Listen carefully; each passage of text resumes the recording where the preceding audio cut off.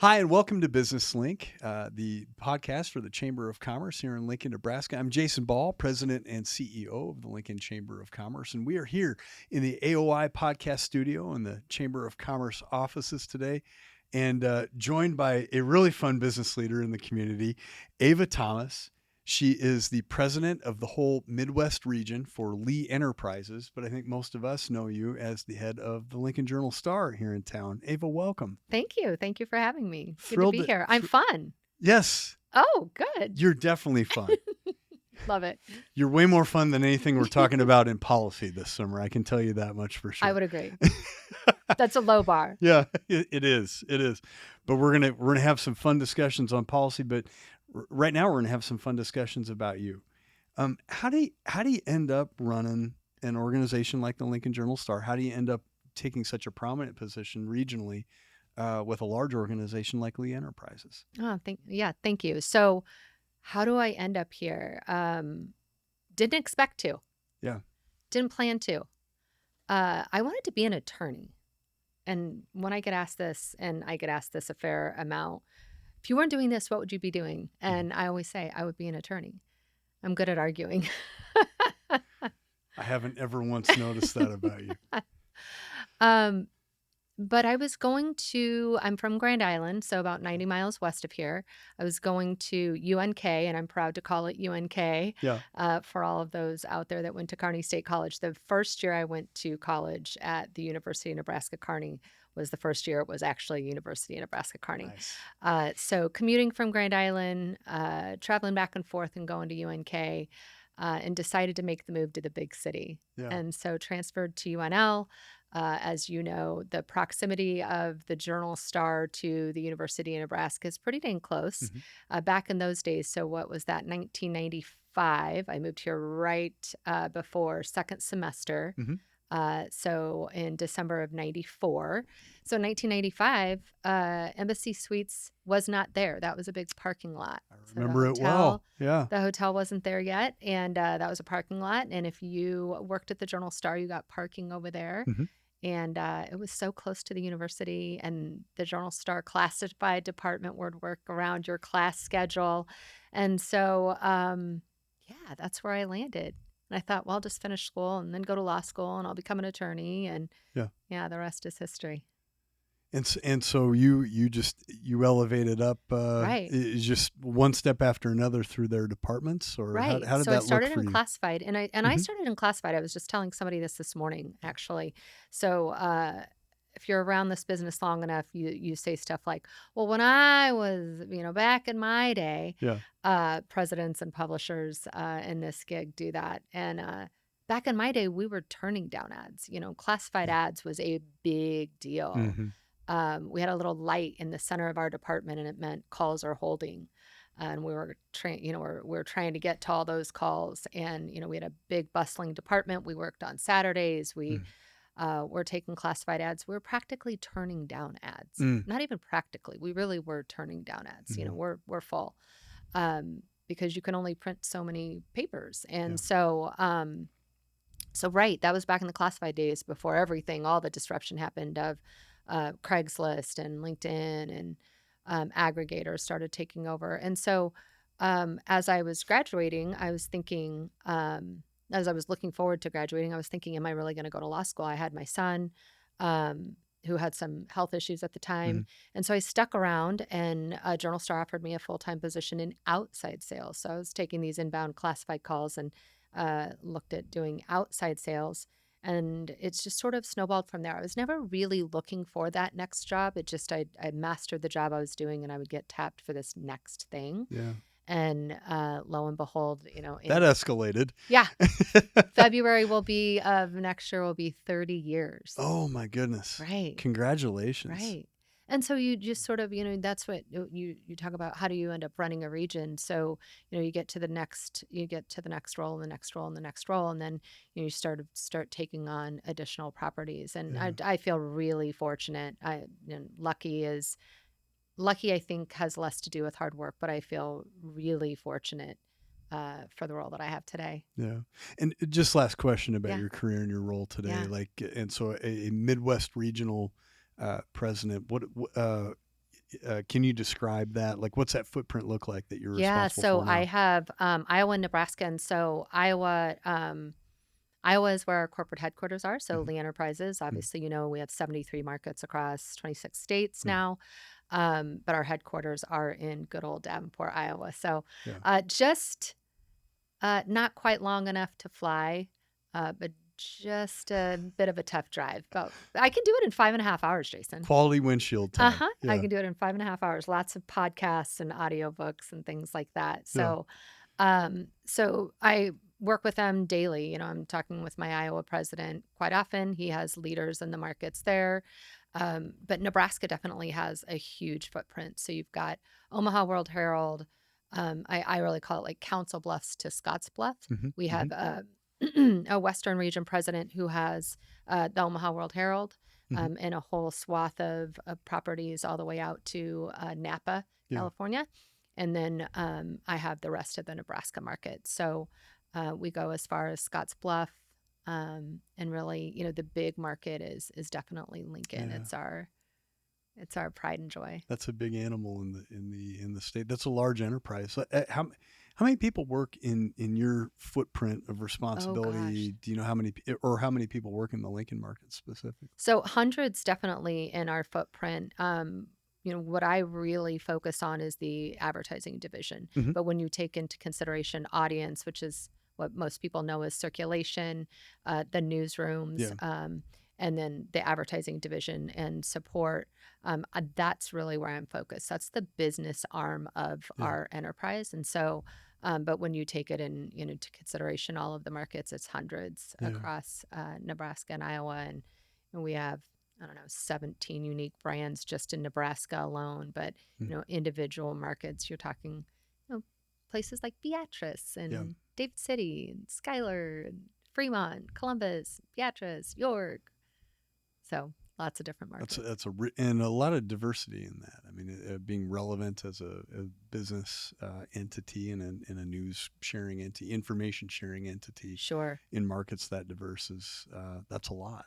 Sure. Yeah. The what you do see is commonality though. So if I'm in North Platte, Nebraska, you might see something similar in Kearney Yeah. or Grand Island or York or I talked to a lot of business owners. I was in York recently, and some of the challenges that they have in York, Nebraska are similar to challenges businesses have in Lincoln, Yeah. Nebraska or Omaha, Nebraska. So that's what we try to solve is business challenges.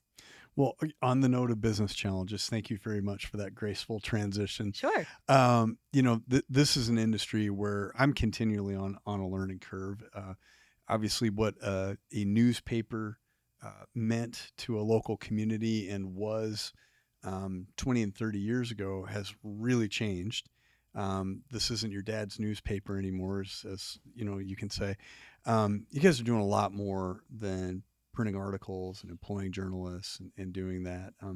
Can you explain to me what a modern Lee Enterprises property and Yeah. brand looks like in this day and age?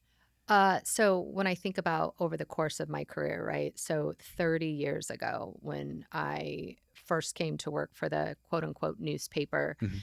it was two newspapers. It was a morning edition and an evening edition. Oh, wow. Seacrest still owned it. Yeah, Many people throughout Lincoln, I mean, who doesn't know the Seacrest family? yeah. Amazing, amazing family. And so I got to work for the Lincoln Journal Star Mhm, when it was two separate newspapers and dual ownership. mhm, And it wasn't until about a year later that we merged. Lee bought out the Seacrest, Lee Enterprises bought out the mhm. Seacrest, and we became one paper.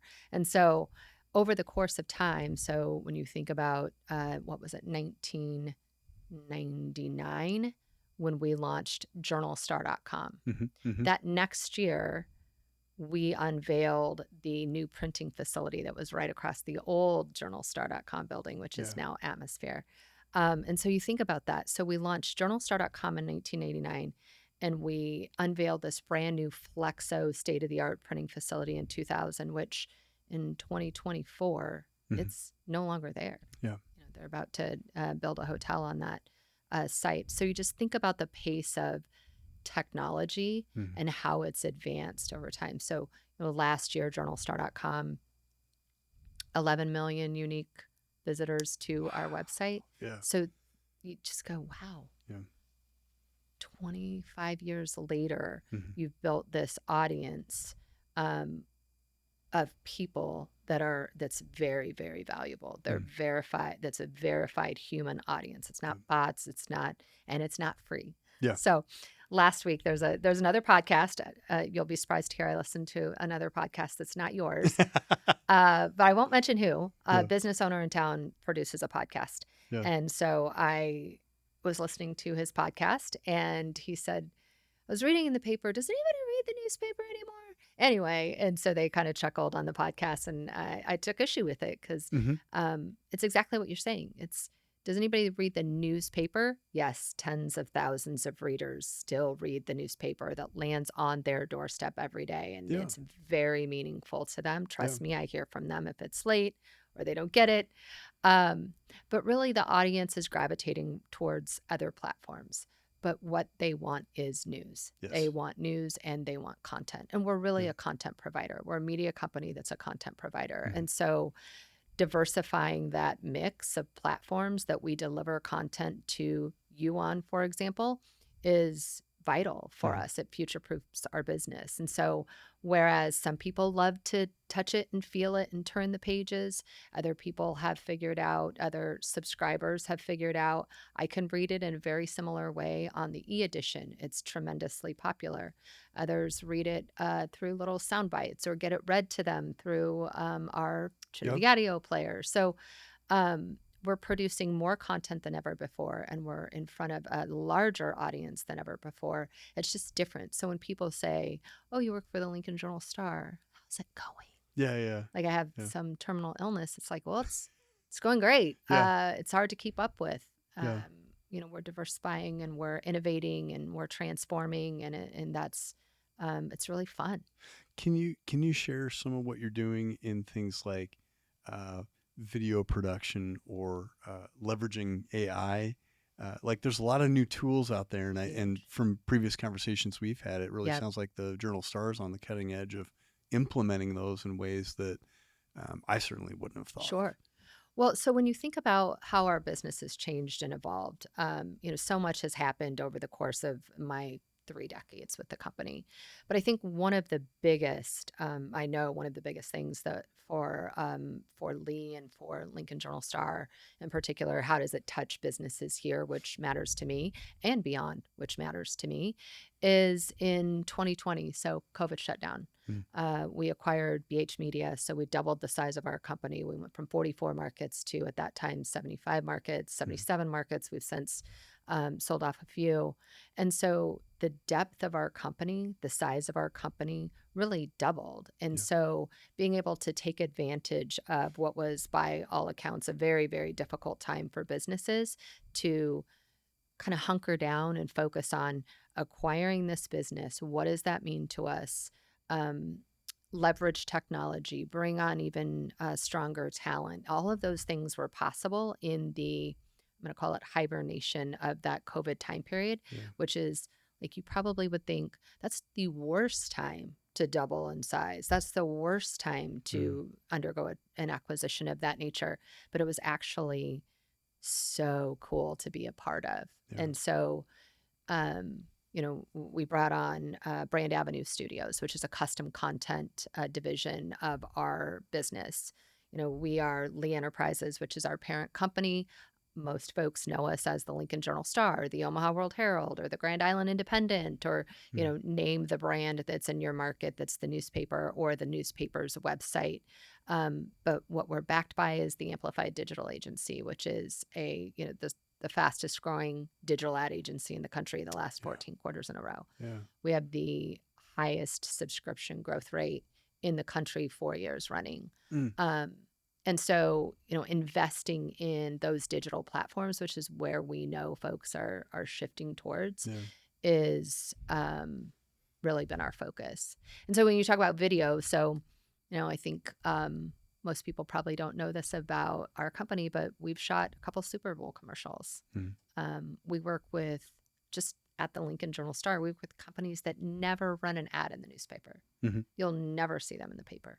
They don't have a physical location here, but we work with them as their digital ad agency. And when you think about 26 markets, I'm sorry, 73 markets across 26 states, that buying power, the that comes with that is better than you're going to get with any boutique agencies, which I love boutique agencies. Yeah. I love that, but it's powerful. That's a big footprint. It's A huge. lot of eyeballs. A Yeah. lot of eyeballs. Yeah. Yeah. I got into this business when I think most people were still reading the physical paper, even though it had an online presence at that time. And one of the things that I learned early in my days is people just assumed that the chamber was either aware or at least responsible for everything that was happening in the community Right. that got reported in the papers. So I would get asked all the time, hey, what's going on with this project? And I'd say, I don't know, I ain't got nothing to do with that. And they'd say, well, it was in the paper. Surely the chamber had something to do with it. There was that assumed connection. Yep. And so as a very young economic developer, I learned real quick, every single day, I got to check the paper. I got to know what's in it, because whether or not we had anything to do with it, people will think we at least know, Yes. but maybe even had something to do with. So I'm one of your habitual users. I appreciate that. Yeah. This podcast that I'm referring to, and this gentleman who runs this company is a pioneer. Yeah. He's cutting edge. He's been massively successful for many years, which is why he reads newspapers. Like that's the kind of the newspaper audience is. You're educated. You're typically affluent. You're probably a homeowner.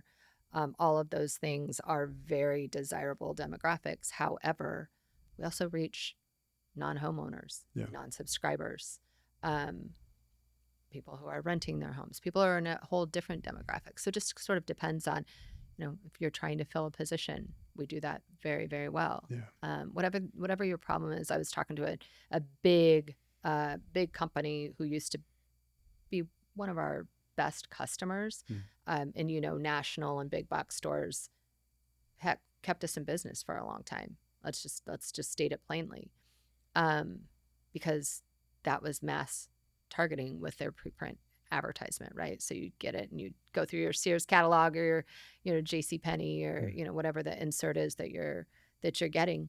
We would mail a paper to Hastings, Nebraska if you wanted a subscription for pennies on the dollar, because we had that advertising base, and that they have far more options now, which we work with them too. We work with them on video stuff. We work with them on Super Bowl commercials.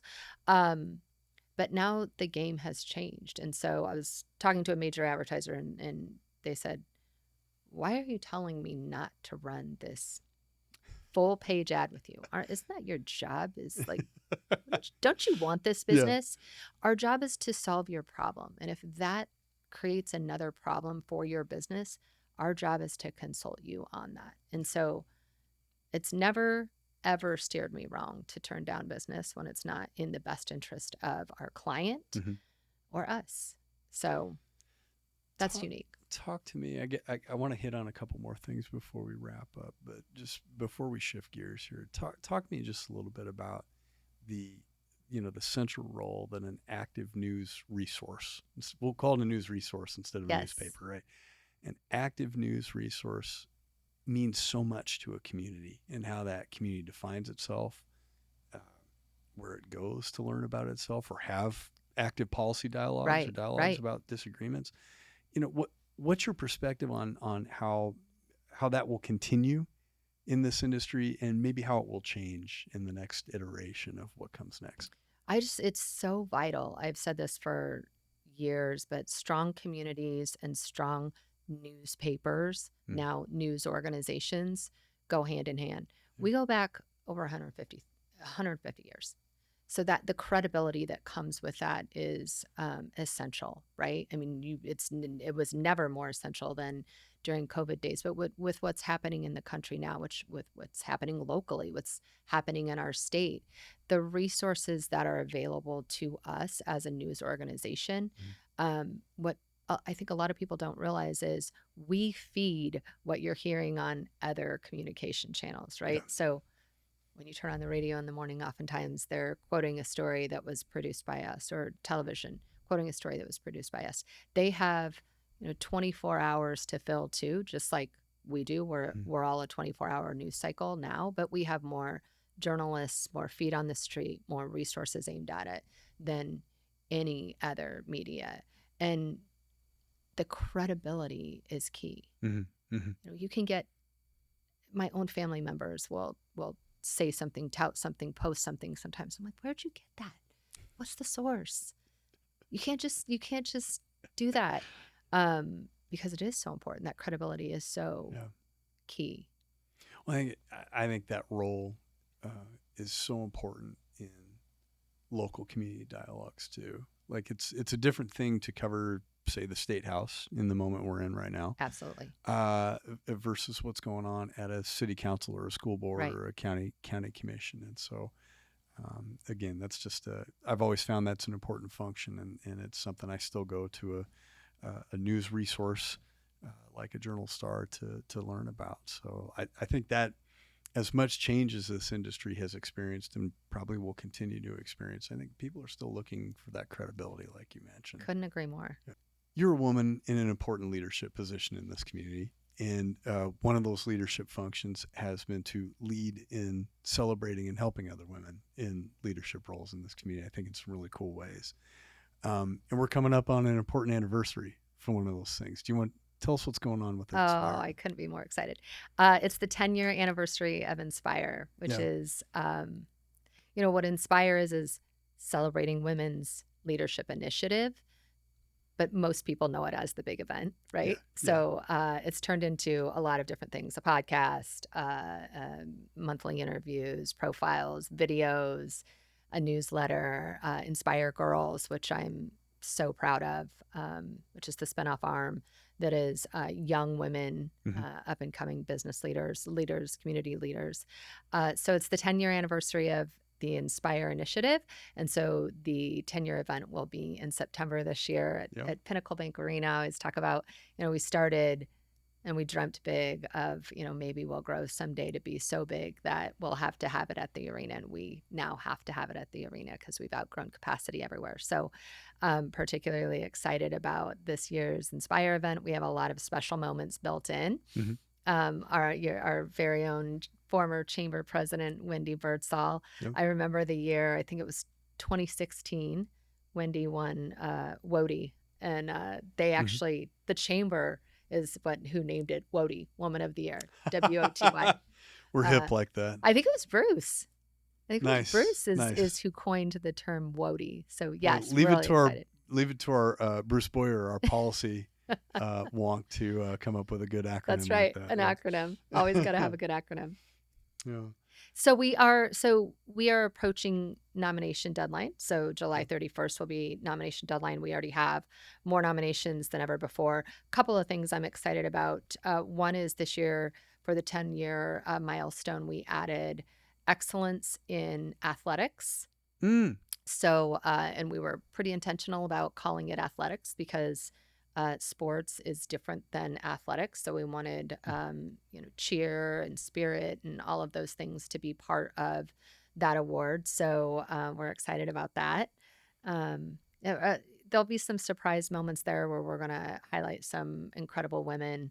We've got a book coming out, which is Inspired Insights, all about sort of the last 10 years of winners in a variety of different categories.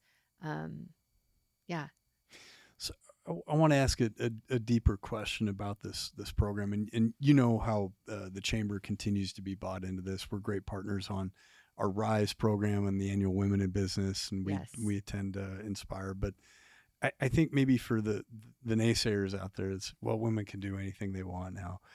What, from your perspective, why is it still so important to have a program like Inspire that does the things that it does now, when there's so many more examples of women in leadership positions than maybe there were 30, 40 years ago? Sure. Well, when we started Inspire, so I told this story a lot too, but I'll just repeat it again.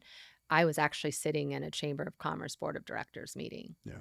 And I was fairly new to the board. we talked about sort of my up and coming throughout the Journal Star. A lot of a lot of the reason that I advanced through my career is I was sort of head down in the work. Yeah. I'm a worker. Um, when you get to a certain role, you start rubbing elbows with folks. And so I joined the board, and I was sitting there just looking around the room. It struck me as extraordinary that in Lincoln you would have the chamber run by a woman, Mm-hmm. the major hospitals at the time, Kim and Yeah. Kim, Yeah. Russell, and more were running the hospitals. You had Christy at Hendricks at Tabitha. You had Madonna was run by a female. Community Foundation was Barbara Bartle, and Yeah. so all of Angie Muehlheisen was running Union Bank. So all of these extraordinary women in this room, I just thought, are we just really progressive, or is this something that we should celebrate? Mm-hmm. And it's both. Mm-hmm. Lincoln's very progressive, and it is something to celebrate. And so every time I get an email or a text or a call from a gentleman, when's the men's award happening? Well, the men's award's been happening for a long time. And so, Won't someone please think about the men? yes, Yeah. dang it. Oh. So I just think it will always be something that's special. And, we've lost a little bit of that, in We the ebb have. and flow of Yeah. women leadership. And so I think it's important to I'm part of continue. that problem You are. as a successor to a very successful woman that I respect very much. Well, Wendy was extraordinary, and her legacy lives on. And, I think that's true for many of the Wodies, Yeah. Joanne. And you think about what Alice Dittman did for women in this community. Yeah. It's incumbent upon all of us to continue that legacy and do it for young women and continue to celebrate it. So I think Rise is extraordinary. It's an extraordinary program that you're doing a fantastic job with. And so we're glad to be part of that as well. Well, it's fun. Where can people go to find out more about the Inspire Awards? InspireLincoln.com. InspireLincoln.com. Go check it out. If you have not seen this awards program, I can tell you, someone who's still new to it, it's amazing. They do a great job with it, and our team clamors to attend every year. And so congratulations on a decade of success with that program as well. Thank you. Ava Thomas, Midwest Region President for Lee Enterprises and head of our Lincoln Journal Star here. Thank you so much for being part of the podcast today. That's it from our AOI podcast studio at the Lincoln Chamber of Commerce. I'm Jason Ball, and we will see you next time.